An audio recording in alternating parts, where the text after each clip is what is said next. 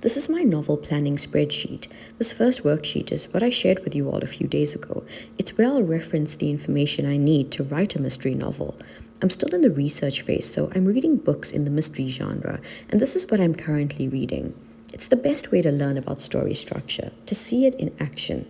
In this phase, I'm going through each chapter and writing down the story exactly as it happens.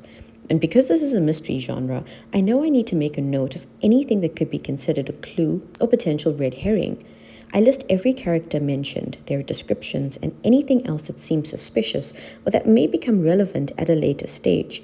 I make a note of where and when in time this part of the story or plot took place.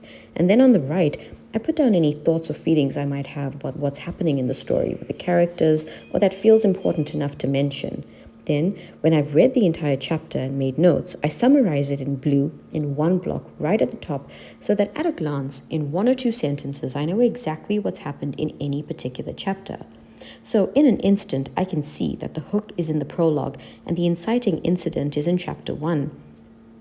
I also know everything begins to unfold in chapter 7, but I've deliberately erased the information because this is the setup for the rest of the book, and I don't want to spoil it for anyone who's going on a similar journey. But if you do want to compare notes, just let me know and I'll be happy to create a more private group where we discuss all of this at length that isn't at risk of being distributed outside of the group. Now, in subsequent chapters, we're going to see a predictable mystery structure reveal itself. We're going to see evidence presented against characters with clues and red herrings to match, and other characters are going to be cleared. We're also going to learn information that casts doubt amongst the remaining characters. This is a traditional format until we're down to at least 2 characters. So what I'm going to do is keep filling out my worksheet until I've completed the book. Then I'm going to go back and reassess. I'm going to look at all the clues, decipher which of them are red herrings. I'm going to look at the characters again and figure out if I missed anything that was blatantly obvious.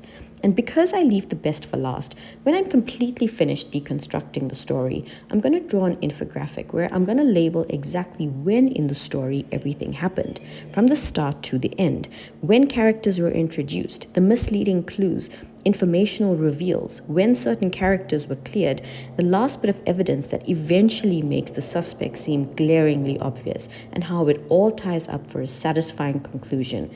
And I'm going to label everything pretty vaguely so I can share it with you without giving away anything about the story itself.